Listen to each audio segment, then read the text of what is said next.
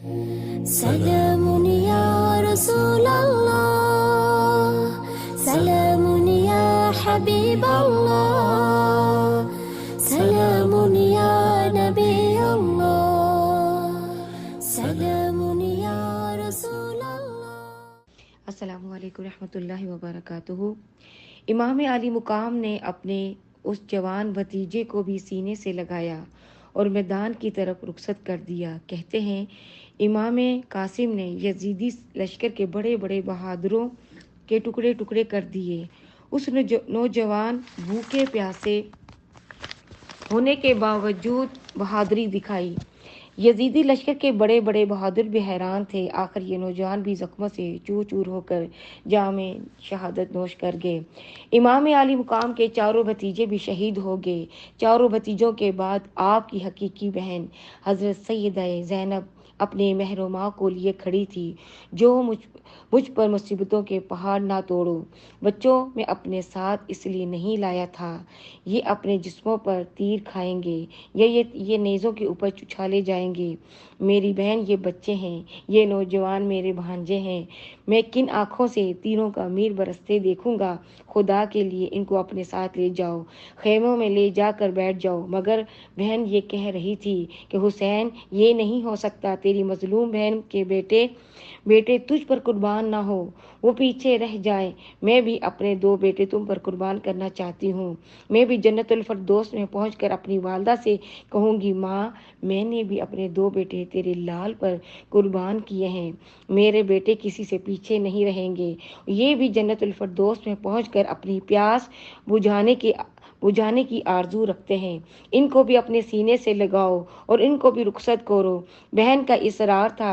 امام علی مقام جنہوں نے سب کچھ اللہ کی راہ میں قربان کرنے کے لیے عظیم صمیم کر لیا تھا، انہوں نے اپنے ان دو بھانجوں کو بھی سینے سے لگایا اور میدان کی طرف رخصت کر دیا۔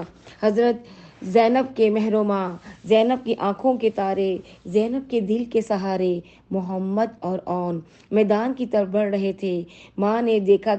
ماں نے دیکھا باوجود صبر و ضبط کے آنکھوں سے آنسو بہہ نکلے اور ماں نے اپنا منہ اپنی چادر میں چھپاتے ہوئے کہا، میرے بچوں میں تمہیں خدا کے سپرد کرتی ہوں، جاؤ تمہیں خدا کے حوالے کیا۔ نوجوان جو ہی آگے بڑھے، یزیدی درندوں نے ان پر ٹوٹ پڑے۔ انہوں نے چند منٹوں میں ان بچوں کو نیزوں پر اچھال دیا۔ امام علی مقام دوڑے گئے اور دوڑ کر اپنے حقیقی بھانجوں کی لاشوں کو اٹھا کر لائے اور لا کر خیموں کے پاس رکھ دیا کہ لو زینب، تمہاری آرزو پوری ہو گئی، تمہارے بیٹے جنت الفردوس میں پہنچ کر اپنی پیاس کو بجھا رہے ہیں۔ ماں بچوں کی لاشوں کے پاس کھڑی تھی اور بچوں کی زلفوں کو سنوارتے ہوئے کہہ رہی تھی، بچوں آج تمہاری ماں تم پر بڑی خوش ہے، تم اپنے ماموں پر نثار ہو گئے ہو، جنت الفردوس میں پہنچ گئے ہو، اپنی ماں کو راضی کر دیا، تمہاری ماں تم پر بہت خوش ہے۔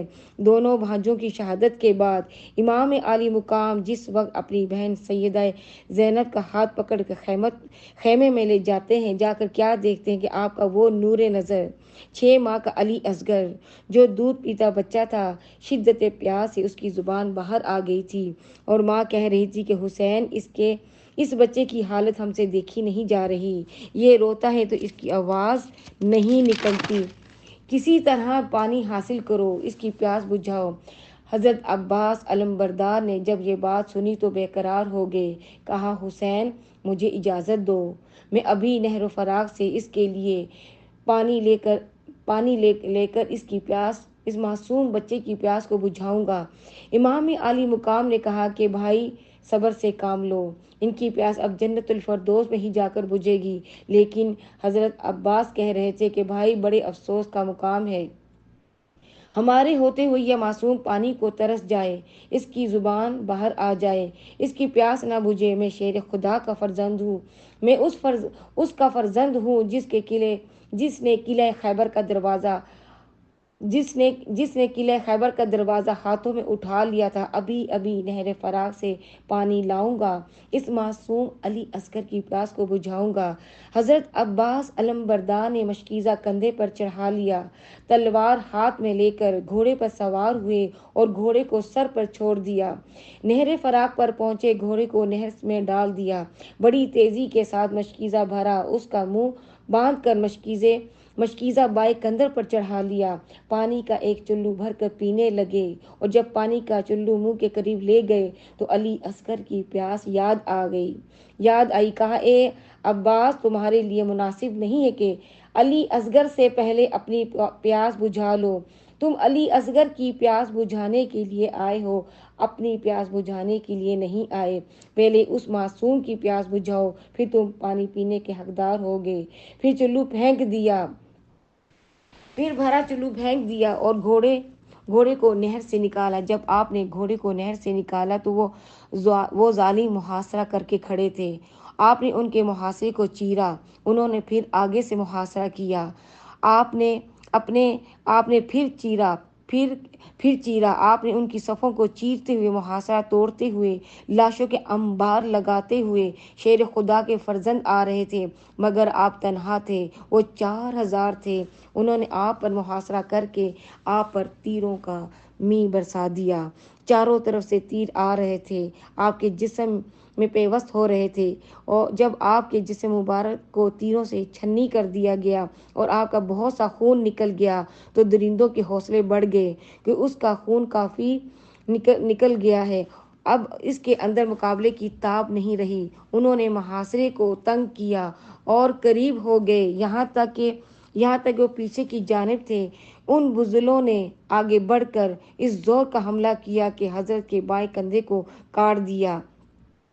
جب بایاں کندھا کٹ گیا، مشکیزہ گرنے لگا۔ شیر خدا کے فرزند نے اس وقت بھی ہمت نہیں ہاری، اس وقت مشکیزے کو دائیں کندھے پر چڑھا لیا۔ ان بے دینوں نے دائیں کندھے پر پے در پہ وار کر کے اس کو بھی کاٹ دیا۔ مشکیزہ گرنے لگا۔ شیر خدا کے فرزند کی ہمت کا عالم دیکھو، اس مشکیزے کو دانتوں میں تھام لیتے ہیں، اب بازو کٹے ہوئے ہیں، ہاتھ کوئی نہیں جس سے گھوڑے کی لگام تھامے، اب کوئی ہاتھ نہیں جس کی تلواریں چلائے یا دشمن کے وار کو روکے، دونوں بازو کٹے ہوئے ہیں اور مشکیزہ دانتوں میں ہے۔ ان بے دینوں نے آگے بڑھ کر تیر جو مارے، چند تیر مشکیزے میں لگے جن سے مشکیزہ پھٹ گیا اور پانی زمین پر بکھر گیا۔ آپ نے مشکیزے کی گرفت ڈھیلی کر دی، دانت کھول دیے اور مشکیزہ نیچے گر گیا، اور آپ کہہ رہے تھے، اے علی اصغر، کاش میں تیری پیاس بجھا سکتا۔ بیٹا، میں تیری پیاس بجھانے میں کامیاب نہیں ہو سکا، لیکن اے علی اصغر، تم آ کر دیکھو تو صحیح تمہارے چچا کا کیا حال ہے۔ آپ کھڑے تھے، ان بے دینوں نے نیزوں کے ساتھ اچھال کر آپ کو جو گھوڑے سے نیچے جو پھینکا، جو ہی آپ گھوڑے کے نیچے گرے تو ظالموں نے آپ کو چاروں طرف سے گھیر کر تلوار جو مارنی شروع کی۔ امام عالی مقام نے دیکھا میرا بھائی گھوڑے سے نیچے گر گیا، آپ رو پڑے، رو کر کہا، اب میری کمر ٹوٹ گئی، اب میرے سارے ساتھی اب جواب دے گئے، یہ میرا بازو جو عباس علمبردار بھی کٹ گیا، اب حسین پردیس میں غریب الوطنی میں بے سہارا ہو گیا۔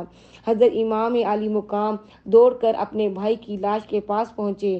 حضرت عباس دونوں بازو کٹے ہوئے ہیں اور جسم تیروں سے چھلنی ہو چکا تھا، وہ بے دین آپ کا سر کاٹ کر لے جا چکے تھے۔ اس لاش کے پاس پہنچے جو خون میں نہائی ہوئی تھی۔ بے سر لاش کے پاس پہنچے تو ہچکیاں بھر بھر کر روئے اور کہا، میرے بھائی، تم بھی میرا ساتھ چھوڑ کر چلے گئے، کوئی بات بھی نہ کی، ابھی تو میں نے تم سے بڑی باتیں کرنی تھی۔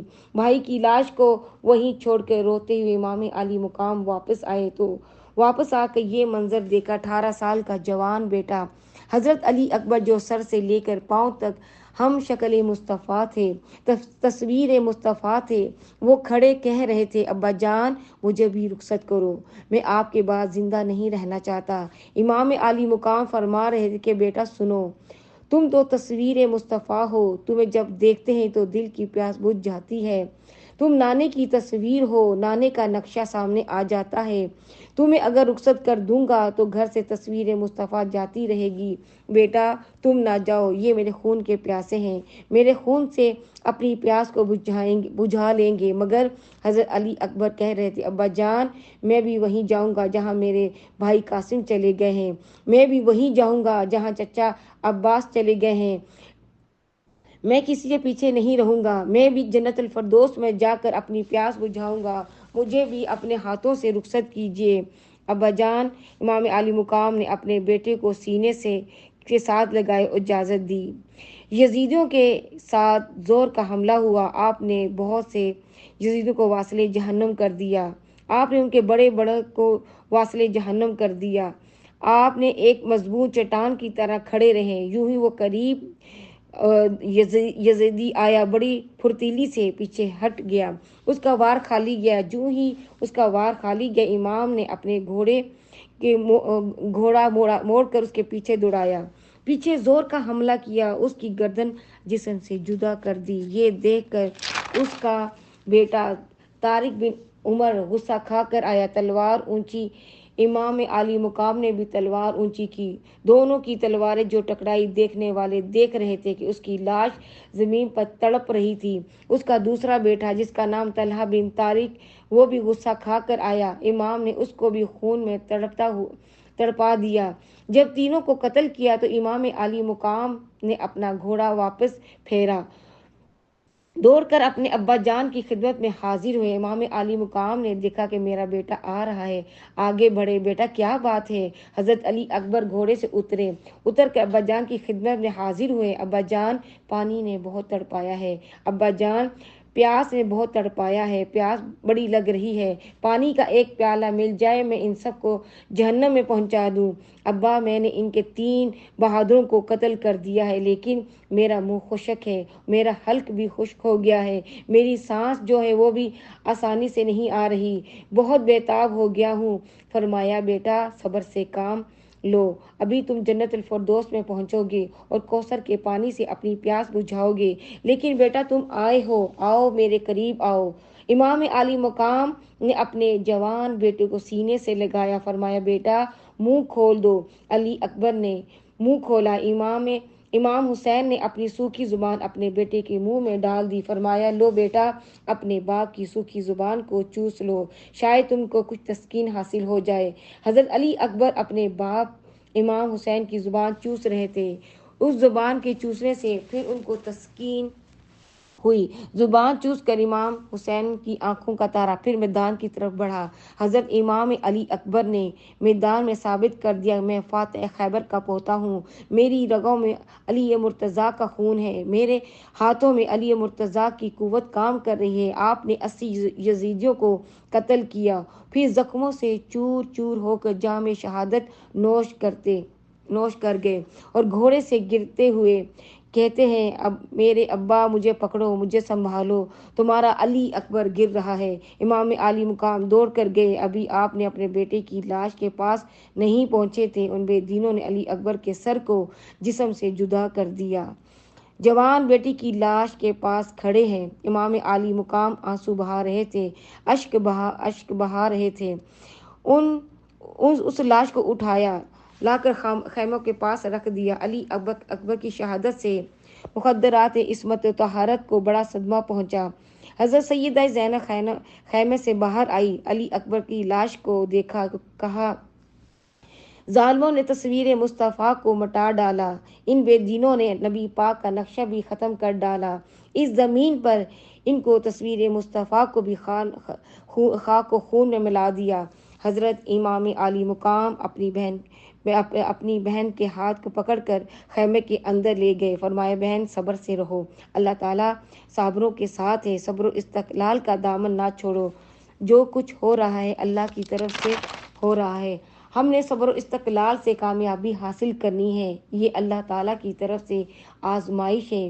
بہن کو اندر لے گئے، جب اندر لے گئے تو کیا دیکھا کہ حضرت سیدہ شہر بانو کہہ رہی تھی کہ حسین سنو اور ادھر آؤ، اپنے بیٹے علی اصغر کی حالت کو دیکھو، اب شدت پیاس سے اس کا بہت برا حال ہو گیا ہے، یہ تڑپتا ہے، اسے تڑپا نہیں جاتا، روتا ہے تو اس کی آواز نہیں نکلتی، یہ منہ کھولے ہوئے زبان باہر نکالے ہوئے بلک رہا ہے، اس کی حالت دیکھ کر ہمارے کلیجے منہ کو آ رہے ہیں، سنو دیکھو، ان ظالموں کو یہ معلوم نہیں ہوگا کہ ہمارے ساتھ اتنے چھوٹے بچے بھی ہیں، میں امید کرتی ہوں کہ اس بچے کو گود میں اٹھا کر یزیدوں کے سامنے لے جائیں، اگر اس معصوم بچے کو دیکھیں گے تو ضرور کسی کو ترس آ جائے گا، کیونکہ بچوں پر کافروں کو بھی ترس آ جاتا ہے۔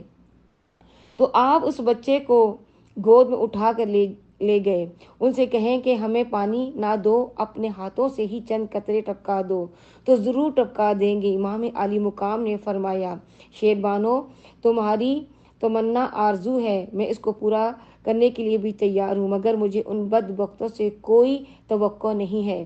امام علی مقام اپنے اس 6 ماہ کے شیر خوار بچے کو اپنے ہاتھوں پر رکھ کر لے جاتے ہیں، یزیدیوں کے سامنے جا کر فرماتے ہیں، دیکھو یہ 6 ماہ کا شیر خوار بچہ ہے، یہ میرا بیٹا ہے علی اصغر، یہ تمہارے نبی کی اولاد ہے جس کا تم کلمہ پڑھتے ہو، سنو میں نے تمہارا کچھ بگاڑا ہوگا، مجھ سے کوئی بدلہ لینا ہوگا، اس معصوم نے تو تمہارا کچھ نہیں بگاڑا، ارے یہ شدت پیاس سے تڑپ رہا ہے، اس کا تڑپنا دیکھا نہیں جا رہا، تو سنو میرے ہاتھ میں پانی کا پیالہ نہ دو، اپنے ہاتھ سے چند قطرے اس کے حلق میں ٹپکا دو، اس کی پیاس بجھ جائے گی، اس کا تڑپنا بند ہو جائے گا، یہ پانی پی کر اس قابل نہیں ہو جائے گا کہ تلوار لے کر تمہارے مقابلے میں آ جائے، تو اس کی پیاس بجھا دو۔ شدت پیاس سے اس کا کیا حال ہے، پردہ نشین عورتوں سے اس کی حالت دیکھی نہیں جاتی، اور میں اٹھا کر تمہارے سامنے لایا ہوں۔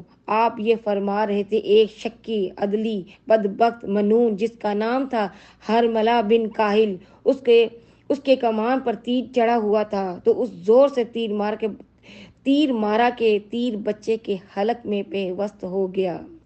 جو تیر بچے کے حلق آ کر پیوست ہوا، امام علی مقام نے دیکھا کہ بچے نے ایک اچھالا سا لیا، گود سے اچھلا، اچھلتے ہی اس کی روح پرواز کر گئی۔